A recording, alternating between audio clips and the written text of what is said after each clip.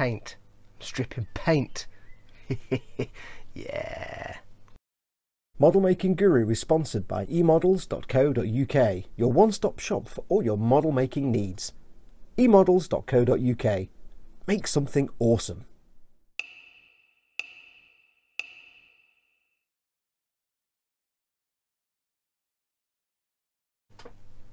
Hey everyone, it's Foxx from Model Making Guru here. I couldn't resist.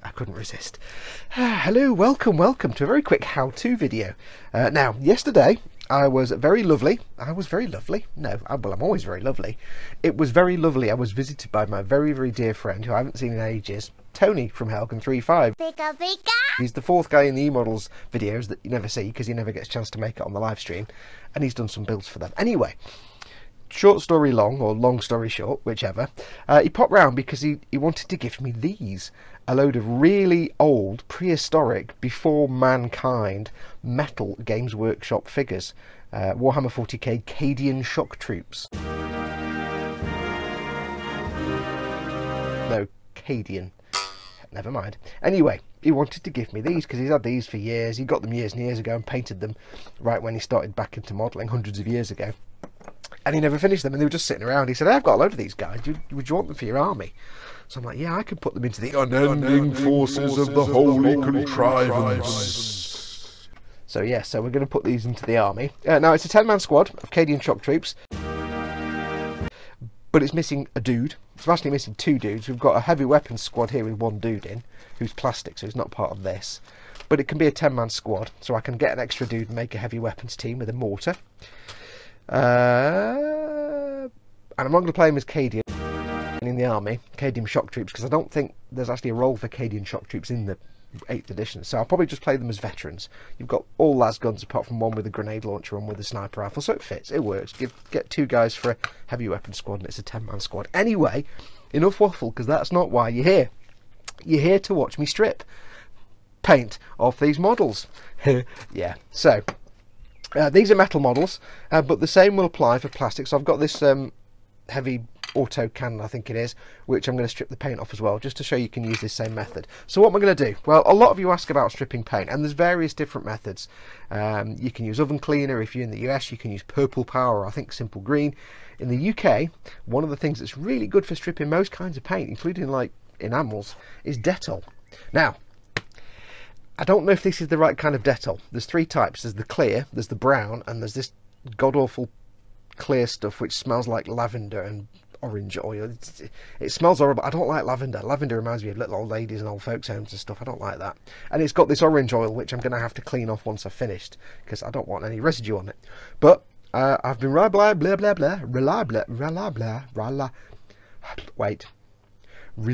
informed, get my words out. I've been reliably informed the brown one is not the one you want, it's the clear one. Well, this is clear, it's just in a rather la-di-da purple bottle. So we're going to give this a try. I don't know if this is the right one, but if you're in the UK and this works, get yourself the clear one or some of this. I think it's the clear one you need to use, not the brown one. So how do you strip paint using Dettol? Well, basically you just put stuff in Dettol. It's a very good, it can work with bleach, but it doesn't always work with bleach. So, but apparently Dettol, it doesn't smell bad, but it's not a nice smell. Dettol is an antiseptic kind of thing, but it strips paint really nicely. So all we're going to do is dead simple. We want to get the paint off these. Now I don't know what paint's on here. It's kind of shiny. It could have been gloss varnished. You might have gloss varnished it with something. I don't know. They could be enamels. I don't know. It's quite a long time since he painted, many millions of years. So no idea what they're painted with, or even if they're sealed or what. So, or no idea what they're primed with. So we're going to give it a try. So what we need is our Dettol. We need a toothbrush. Old toothbrush, not one you're going to actually use. And all we're going to do is pour some Dettol into here.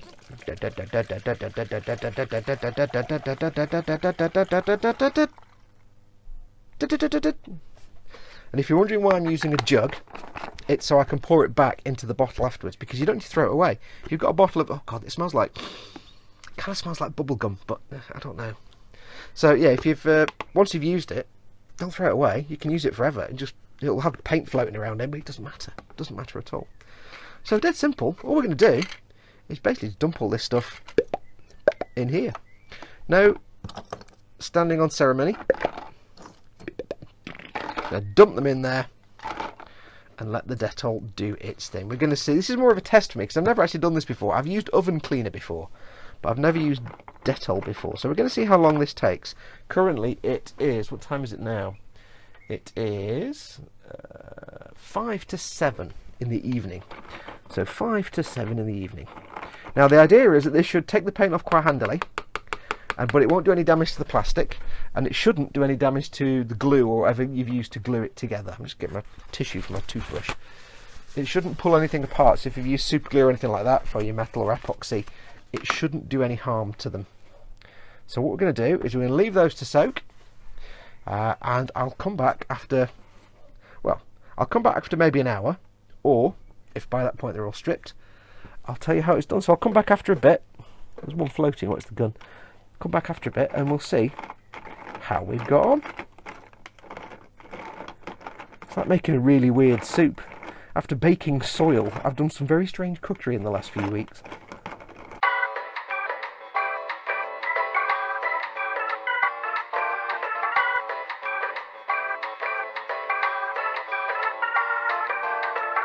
Okay, right, it is about 11 o'clock the next morning. I decided to leave it overnight. It's 11 o'clock the next day, so it's been 15 hours. Let's see how we're doing. Well, let's have a look. Nothing's really happened. Nothing's happened yet. Let's just get a dude out and see what we've got going on. That's prime. Let's find a painted dude. So here's a dude. He looks exactly the same as when he went in. Let's give him a scrub and see what happens. Give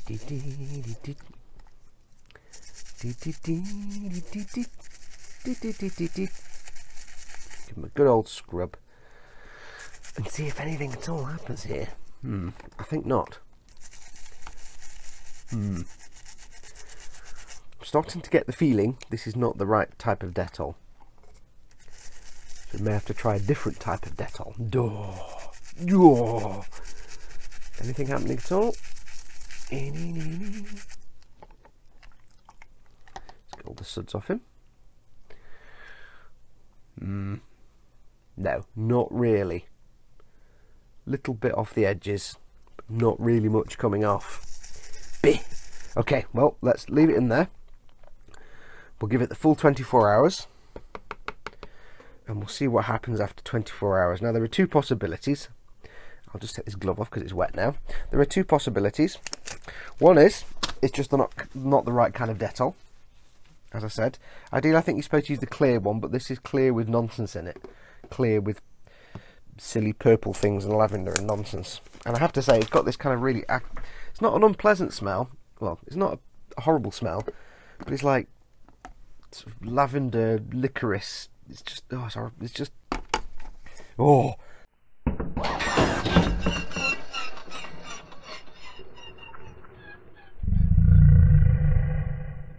Steady now. Oh. If I'm going to spill anything, a cleaning fluid, it's probably a good thing to spill. Oh, jump to beat then. I did a right, Tony. Oh well, clean my desktop. Yeah, so it's not an unpleasant smell, it's just really pervasive and horrible, as in cloying. So I'll take this back downstairs. We'll leave it to sit till tonight, till about 7 or 8 o'clock tonight. So it's had 24 hours.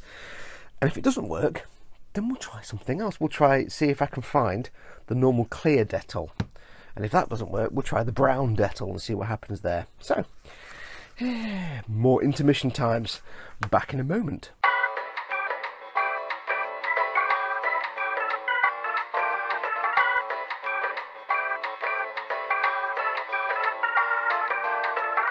Okay, it's been 24 hours. How have we done? Nothing. Nothing at all. No difference at all. Let's give it a try. Just a gentle scrub. I'm scrubbing gently, by the way. You don't need to work hard. Ideally, what this should do is just blister the paint off, and then it should just come off dead easily. This is not coming off. I have come to a conclusion that this is not the correct Dettol. It's just not coming off at all. This is not the correct Dettol. So, what do? We try the right Dettol. I've done a bit more research, and I was mistaken. I thought it was definitely not the brown Dettol. It was the clear Dettol, apparently. I had it the wrong way around. It should be the brown Dettol, apparently, that you need to use. So what I will do is I will get these rinsed off. I'll get in the car, nip to Tesco's, and we'll get some brown Dettol, and we'll give that a try. So, yeah. I make these mistakes so you don't have to. So, I'll get those cleaned off. We'll go to the shop, we'll get to brown Dettol, and we'll try with to brown Dettol. Back in a moment.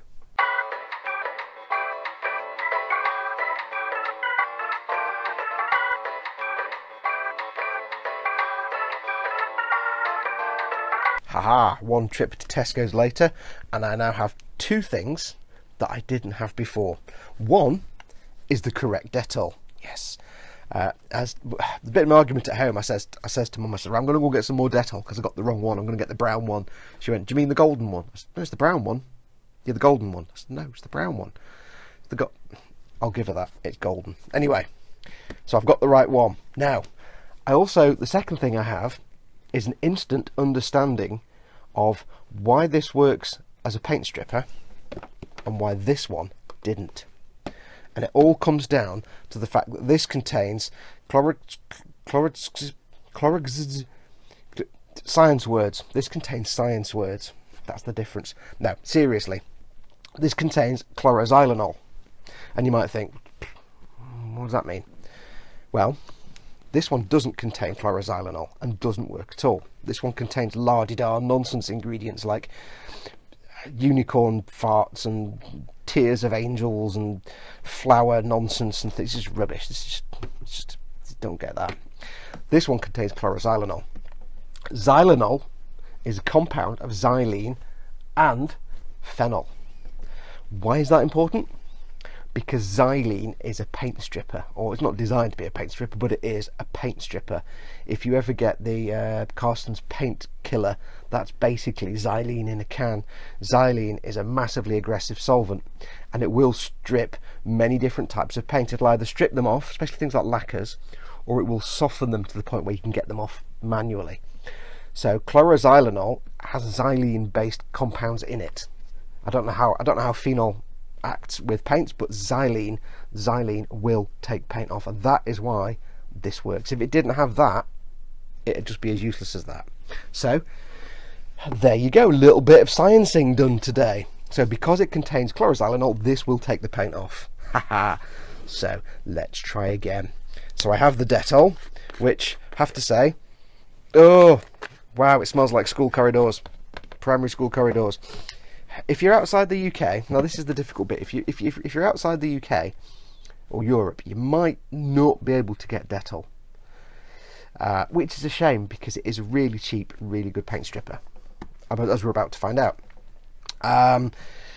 If you grew up in the 1970s, then you, like me, you will have strong memories of the fact that every mum has an infinite supply of Dettol and cotton wool, because every time you fell out of a tree and grazed your elbow, or fell off riding your chopper down the road and you fell off and gave yourself some road rash on the knee. It's always on the knee as well, never on the face, or it's always like there on your hand if you fall off your bike or your knee.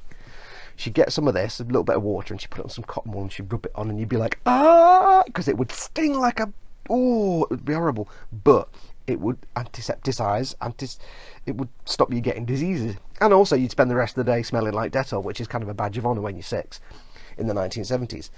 So yeah, and it smells just like school corridors, because every time a kid was sick in school and threw up in the corridor, they'd have to go and get all the sand out on the Dettol and they'd just bleach the entire building. So I'm getting instant flashbacks. Now, you'll see here, I'm pouring this directly into the vessel. I'm pouring most of it. I didn't need to pour all of it really, but I'm pouring it all in there anyway. And again, I probably won't need to throw this away because it might actually come back usable still. So I've got a little funnel. I'm going to keep the bottle because I might be able to pour it back in. Some people thin this down. You can water it down. Some people do like a 50-50 mix and other things. You can do, but I figure if I'm going to make the most of the xylene stripping the paint, there's no point watering it down to make it half as effective. It'll take twice as long. I may as well just use it neat. And these are metal figures. They're not going to be harmed in any way. So we're going to put these in. Now there are some disadvantages to doing lots of figures at once. If you leave them too long, you can get this little mass of paint, which becomes even harder to remove. So ideally, you don't want to do, like, 20 figures at once. 5 or 6 is probably about right. Maybe. This is probably going to be fine, but I'll just keep an eye on it. I could do with a bigger, flatter tray, really, like a takeaway tub. But I need this so I can pour this back into the bottle if I can reuse it, because I can't pour from a takeaway tub into that. So we'll leave that to sit now. Now this should, theoretically, be quite quick. It should take, really, 4 to 5, maybe 6 hours, apparently. So we'll give it a try. I know sometimes it can take a bit longer. Depending on the paint used, it can take a bit longer, sometimes up to 24 hours. But sometimes it can be quite quick. And again, I don't know what paint tone you used on these, whether it's acrylics or enamels, or whether it's been gloss varnished or any kind of protection on it. So we shall see. One other note, I found out what these are. They're not actually the Cadian assault troops. They're, what are they called? Kiss and kin. They're apparently the ones that came before the Tempestus Scions, and then Tempestus Scions came out and they kind of replaced them. So Kissakin. So a few people on the Facebook and everywhere else have said, "Oh my God, you've got Kissakin! So jealous." I'm like, okay. So I will update a little bit at the start of the video where I say it's the Space Commandos or whatever they said they were, and I'll probably play these as Scions, because apparently they're not in the 8th edition anywhere that I can find, so we'll have to just play them as Scions. I've also decided as well, since I found out they were Kissakin, what I've decided to do is I've ordered 2 more off the eBays, because I've got 8. I've got a plastic dude for the mortar, and I was just going to make another guy for the heavy weapons team, but what I'm actually going to do, because they're going to be played as Scions, there's no heavy weapon kind of thing there, so I've got 1 grenade launcher, 1 sniper. I've ordered 2 more just minions with the hotshot las guns, and we will get them painted up as well, and then we'll have a squad of 10 then. So anyway, I shall leave this for a few hours. What time is it now? It is I've left it for a little while because I've been out and about, so it's 1:15. So we'll leave it to, I don't know, maybe after tea. I'll keep an eye on it anyway. I'll leave it till after tea or until something happens. So let's hope that this is a much, although it smells like school corridors, it's a much more preferable smell to this cloying, minging old ladies flipping I really can't stand lavender. Really can't stand lavender at all. Oh, and I rinse the parts off before I put them in the bleach, because yeah, I didn't need orange oil and stuff on there. So anyway, we'll see how this does. Back in a moment.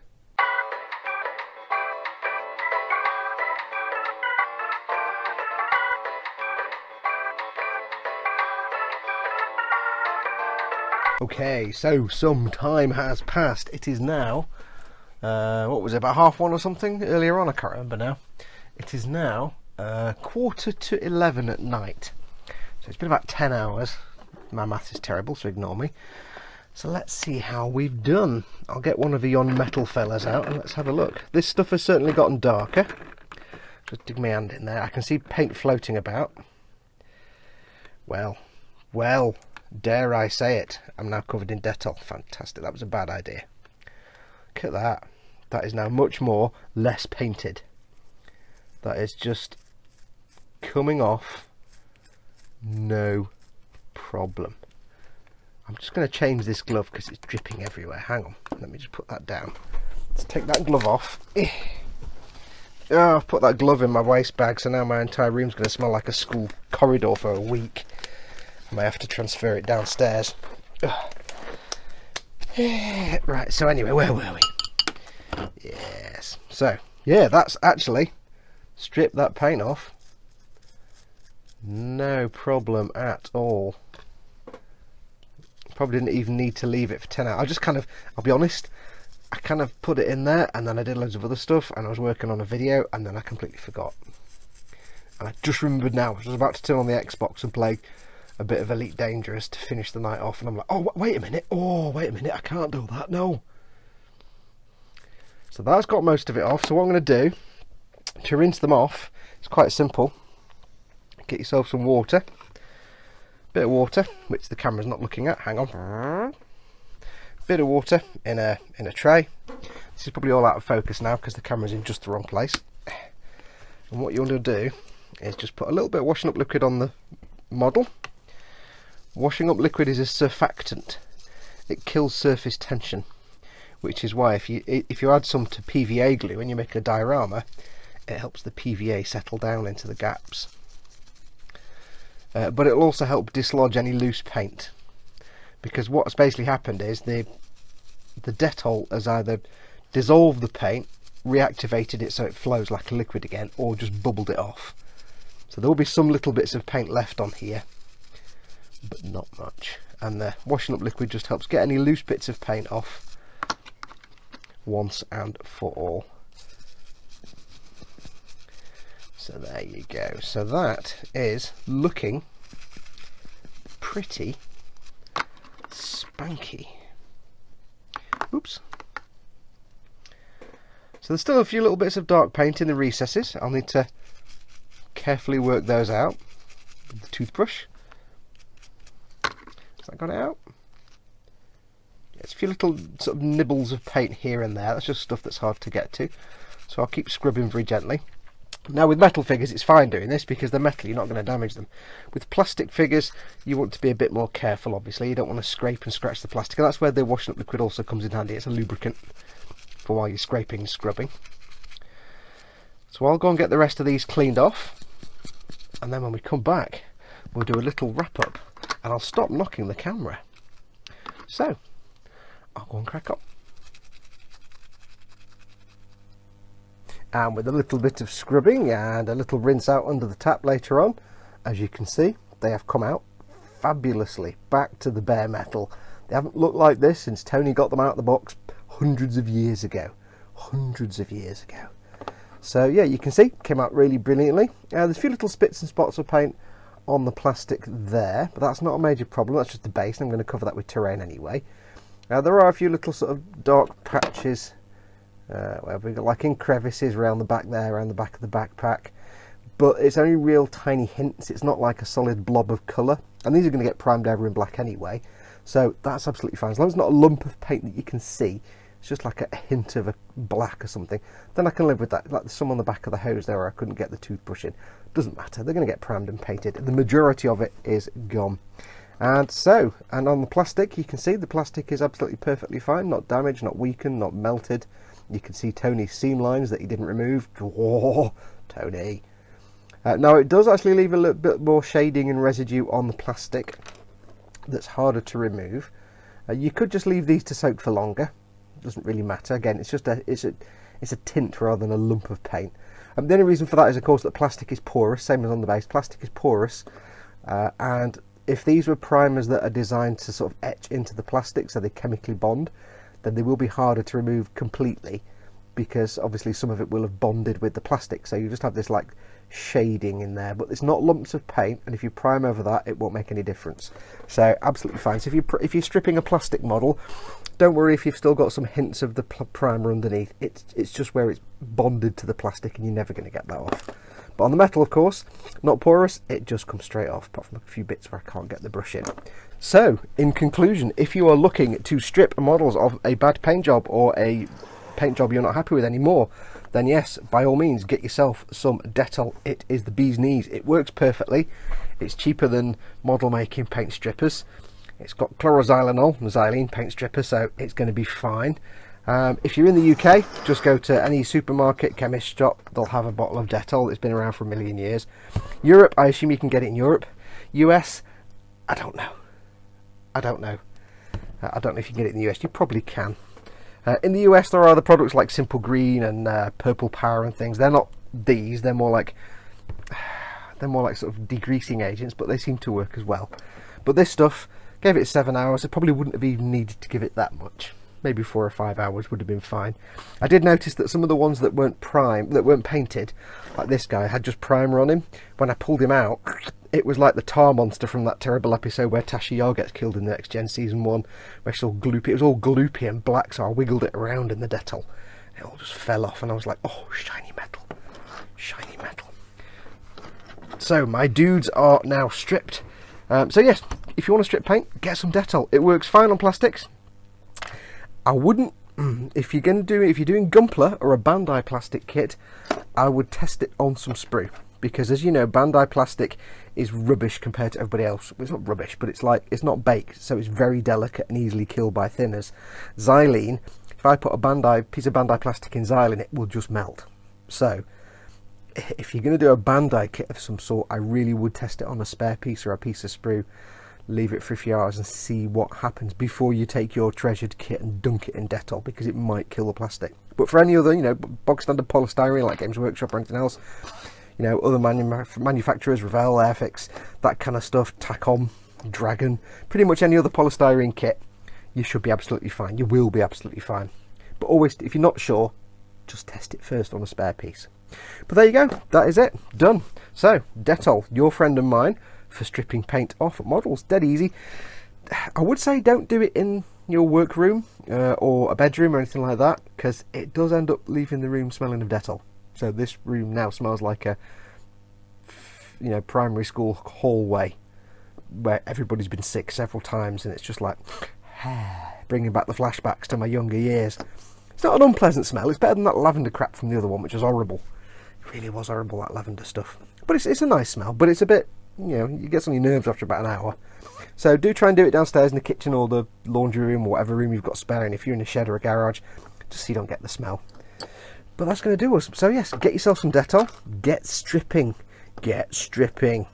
So anyway, it just remains for me to say thank you so much for watching.